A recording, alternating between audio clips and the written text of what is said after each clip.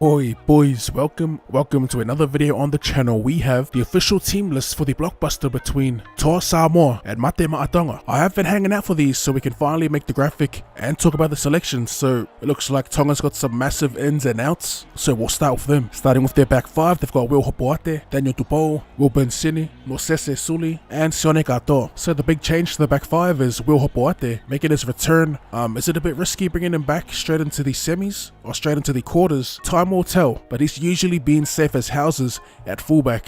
There's plenty of speculation about the Tongan fullback jersey and if it was going to go to Tolukola or Desi New, but Will was always waiting in the wings, and I think I'd take Will over both of those players. No disrespect to them, but I do think Will's experience and his overall 40 IQ trumps what the other two have to offer. The other talking points for the Tongans back five was the centre position. Now my lock was Moses Suli, and the other side was up for grabs with Will Bencini, Connie Harrell, and Silsifa Talakai, and ultimately went to Bencini. A lot of people giving him flack for his defense, but I don't know, man. For me, I think he's a solid defender. That's just off face value, and from what I've seen all throughout the NRL season, the World Cup, I don't think he's been as bad as what everyone's been saying. We expected to see Saya Kato. He's had such a good tournament, paired with the vets and the halves in Tui Lolohea. As for the forward pack and the bench, it's the strongest they've looked all tournaments. The big omissions for Tonga, there's no Siwa Taukeaho and there's no David Fifito. They've instead gone for a slightly lighter bench in Talatawa Mone and Siliva Havili. They're returning Siliva Havili. Now, if you haven't been watching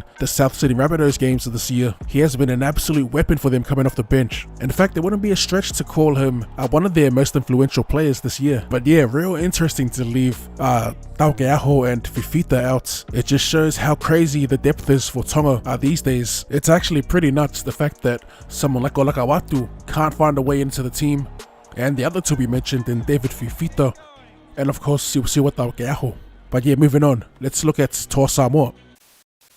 So the quick rundown, we've got Joseph Suali'i, Taylor May, Stephen Crichton, Tim Lafai and Brian To'o in their back five. In the halves they've got Jerome Luai and Anthony Milford, and with the forward pack, starting with the front row, skipper Junior Paulo, Daniel Levy, Royce Hunt, and in the back row, Lingi Sao, Jaden Su'a and Oregon Galfusi.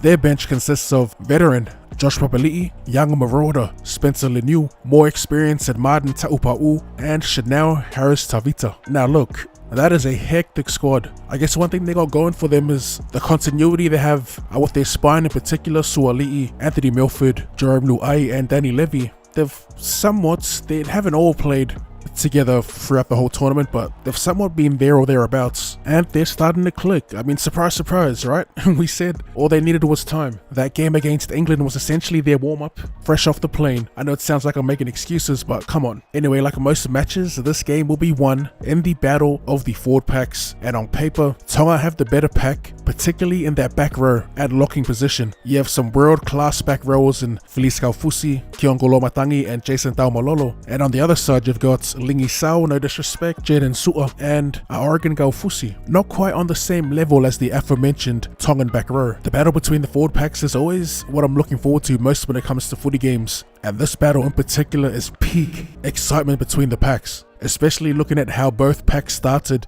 their games last week. I mean, Royce Hunt for Samoa was straight up violent, as was Fonua Blake for the Tongans. What we'll talk about now is my players to watch. For both teams, their number 9s, they're actually really similar.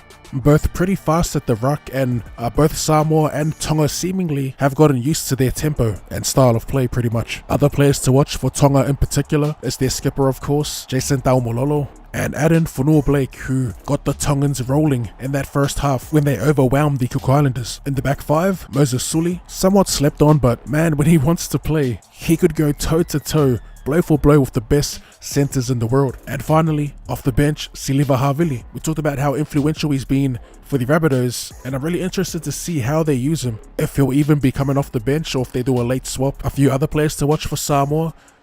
We quickly touched on how destructive Royce Hunter was last week, and I'm keen to see if he can set the tone this game against a world-class pack in the Tongans. I'm also interested to see if Josh Papali'i will be as effective as he was last week. Coming off the bench, I quite like. You know, let Junior Paulo, let Royce Hunt get through all that dirty work to start the match, and bringing in a Papali'i, nice and fresh against a somewhat tired forward pack, could cause all sorts of problems. I'm keen to see how that plays out. And the obvious, Jerome Luai and Anthony Milford. Now, these these boys were humming last week against a somewhat decent competition in the French. They weren't restricted to either side of the field. You saw both of them pop up on both sides, and they had the plays on deck. One thing that Tonga's been struggling with this tournament has been their edge defense. I'd be worried if I was the Tongans watching the way Samoa played last week. Yeah, the attack looked nice, but their defense looked even better. So yeah, it makes for an exciting match.